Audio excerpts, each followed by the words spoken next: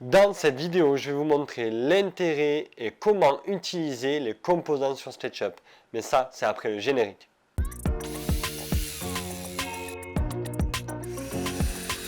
Salut à tous, c'est Thomas du blog Bois Feuille Ciseaux. On se retrouve pour la première vidéo de notre calendrier de l'Avent. Aujourd'hui, nous allons parler des composants SketchUp et je vais vous décrire donc l'intérêt de faire des composants sur SketchUp. Je vais vous montrer comment on les fait le plus facilement possible. Je vous souhaite une bonne vidéo et on se retrouve direct sur l'ordi. Voilà, on se retrouve sur l'ordi et on va donc apprendre à utiliser les composants. Donc déjà, avant de faire des composants, il faut modéliser une pièce. Donc admettons, nous allons créer une pièce. Avec rectangle, j'ai fait la longueur et l'épaisseur et là, on va faire la hauteur. Voilà, donc là, avec tirer-pousser, j'ai augmenté la hauteur du coup. Donc là, je vais vous expliquer l'intérêt des composants. L'intérêt des composants, c'est que si vous voulez déplacer facilement une pièce comme ça, il va vous falloir soit la sélectionner, et donc vous allez réussir à la déplacer normalement, mais ça marche bien quand on n'a qu'une seule pièce. Et si admettons vous avez oublié de sélectionner, vous allez faire ça et vous voyez, ça déforme tout. Admettons si je prends l'arête, c'est la même chose. Je vais vous prendre l'exemple type, si on ne fait pas de composant, qu'on fait la copie conforme de cette pièce, qu'on vient la mettre à, admettons, on veut faire des traverses, on vient la tourner tranquillement, voilà, on la déplace, voilà, on fait notre cadre, on fait notre traverse. Bon, mais là c'est impeccable. Je fais le malheur de tout désélectionner, maintenant vous avez une pièce en part entière. Ça veut dire que si vous voulez déplacer juste ce morceau-là, mais regardez ce que ça fait. Vous sélectionnez tout. En fait, les choses sont groupées, sont soudées, et c'est une seule pièce. Donc là, tout ça, ça ne nous arrange pas dans nos histoires. Donc en fait, l'intérêt, c'est de créer des composants. Ensuite, quand on aura des composants, on va pouvoir donner des noms et ensuite faire des fiches de débit et des plans. Donc là, ce qu'on va faire, c'est qu'on va sélectionner ça et faire clic droit, créer un composant. On va l'appeler traverse. Donc là, on peut voir que c'est maintenant un composant. Si on ne l'a pas sélectionné et que j'utilise ça, on le déplace facilement. On peut même le tourner beaucoup plus facilement. Ok. Deuxième astuce, on va faire avec la souris. Vous triple-cliquez. Et cela permet de sélectionner tout ce qui est ensemble. Donc il ne faut surtout pas avoir une autre pièce collée, sinon vous allez tout sélectionner. Et vous avez ici créer un composant. Pour avoir ce grand jeu d'outils qui est à côté, comme je viens de vous le dire, c'est un grand jeu d'outils. Donc je vais l'appeler Traverse 2.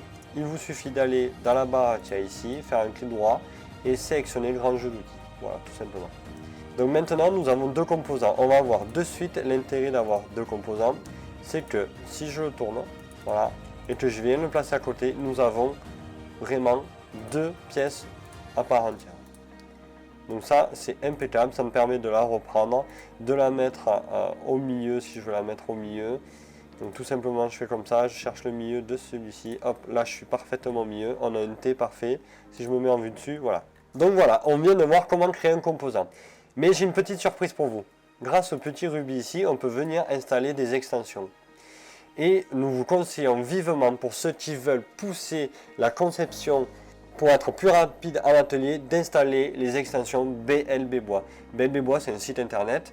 Je ne vais pas aller dans les détails, mais il propose des extensions pour SketchUp, notamment SketchUp 2017. Et ici, on peut retrouver plusieurs choses, notamment le premier ici, c'est pièces, ce qui nous permet de directement cliquer dessus, mettre le nom de la pièce, par exemple montant, vous mettez ce que vous voulez. Et ici, on peut voir qu'il y a un carré rouge, un carré bleu et un carré vert. Ces trois couleurs signifient simplement les axes. Donc ça veut dire que si je veux créer une pièce, ici un montant qui monte vers le haut, je vais donc en rouge définir une section de 60. En vert, je vais définir la section. Et en bleu, je veux que ça fasse, par exemple, 500 mm. Et ensuite, on peut venir mettre une texture, chaîne, contreplaqué, érable, hêtre, MDF, mélaminé ou peint. Donc là, on va prendre la texture chaîne. Et on peut générer la pièce, on peut même, quand j'y pense, en générer 4 d'un coup. Donc voilà, maintenant nous avons nos 4 pièces ici. Donc ça c'est impeccable. Comme d'habitude, c'est un composant, donc on peut le tourner dans tous les sens, faire exactement ce qu'on veut. Vous voyez, on peut réussir à vraiment être très précis dans cela. Maintenant, vous savez comment créer un composant, mais il faut aussi savoir le maîtriser. je vais vous donner comment je maîtrise les composants en quelques minutes. On revient sur le dessin. Vous voyez, j'ai mon composant. Je peux simplement le copier en utilisant déplacer et en appuyant sur la touche CTRL ou commande sur Mac. Vous cliquez sur un point et vous le déplacez. Réaliser un copier-coller comme ceci a un avantage et un inconvénient. L'avantage, c'est que par exemple, vous modélisez un bardage. Si vous voulez que toutes vos lames se raccourcissent et que vous voulez tout raccourcir, il faut modifier, ça veut dire tous les composants. Vu que vous les avez copiés, ça veut dire que vous en modifiez un, vous allez tous les modifier en même temps. Pour rentrer dans un composant et le modifier, il faut double-cliquer dedans. Vous voyez, on voit des pointillés tout autour, ça veut dire qu'on est dans le composant. Si je prends par exemple tirer pousser, cela me permet d'augmenter ou de réduire la longueur de mon bardage. Et vous voyez, ça le fait sur les deux en même temps. Si admettons j'ai copié la pièce rapidement parce que tout simplement je voulais sa section, mais je voulais la rendre unique, faire des tenons, des mortaises par exemple, et bien il faut la rendre unique justement. Donc il faut sortir du composant, faire un clic droit et rendre unique. Ce qui permet maintenant de refaire exactement la même chose, de modifier le composant et ça ne modifiera pas celui que vous venez de copier. Vous pouvez par exemple avoir un cadre comme celui-ci. Donc il faut imaginer que celui-ci est identique à celui-ci. Et imaginer que celui-ci est identique à celui-ci. Admettons si je veux agrandir celui-ci, j'agrandirai les deux. Voilà, on a notre cadre. Admettons on est dans un projet et on aurait aimé rendre ce cadre comme un composant, mais sans que ça en soit un. Mais en fait c'est simple, il suffit avec votre souris de tout sélectionner, de faire clic droit et de créer un groupe. Ce qui permet ensuite d'avoir, vous voyez, toutes les pièces unies. Si je veux modifier l'une des pièces de ce groupe, il me faut ouvrir ce groupe. Et pour ouvrir ce groupe, il me faut double-cliquer dedans. Et maintenant, je suis dans le groupe, mais je ne suis pas dans les pièces. Vous voyez, je peux quand même les déplacer à l'intérieur. Si admettons, si celle-là, je veux la mettre plus au milieu, je peux.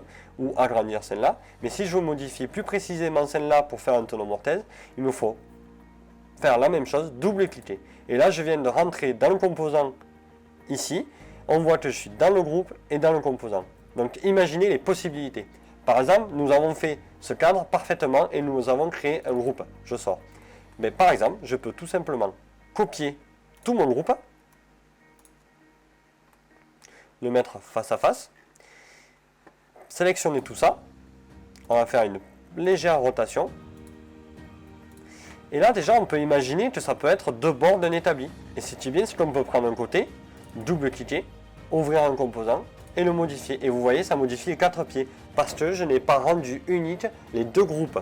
Mais quand on sort de tout ça, nous avons bien deux groupes différents. De créer des composants et des groupes, c'est utile du moment où on fait des gros projets. Par exemple, imaginez à l'échelle d'une maison. Vous dessinez une maison. Vous pouvez faire des groupes de murs. À l'intérieur, vous avez des composants, donc par exemple si c'est l'ossature bois, les montants, les traverses, l'OSB. Vous pouvez faire un groupe de charpente. Dans ce groupe de charpente, vous pouvez faire un groupe d'une seule ferme, un groupe chevron, panne. Vous pouvez, dans des étagères, faire un groupe que des étagères, un groupe des montants. Dans ces groupes de montants, vous pouvez faire par exemple d'autres groupes, le fond, un côté. Enfin, ça peut être très varié et ça permet aussi d'être bien structuré et organisé. Voilà, c'est la fin de la démonstration. Voilà, j'espère que cette vidéo vous aura plu. J'espère que vous avez bien compris l'intérêt du composant SketchUp. Je vous invite à faire des exercices chez vous, à commencer à jouer avec les composants. Et je vous laisse demain dans les mains de Kevin pour apprendre à faire des textures sur SketchUp, de quoi rendre vos projets un peu plus jolis. Si la vidéo vous a plu, n'hésitez pas à nous mettre un pouce bleu, à vous abonner et activer la petite cloche pour suivre tout au long de ce mois notre calendrier de la vente de Noël. Merci à vous, c'était Thomas du blog Bois Feuille Ciseaux. Apprendre à faire ses meubles plus facilement, plus rapidement, toujours en s'amusant et en se faisant plaisir. Allez, ciao!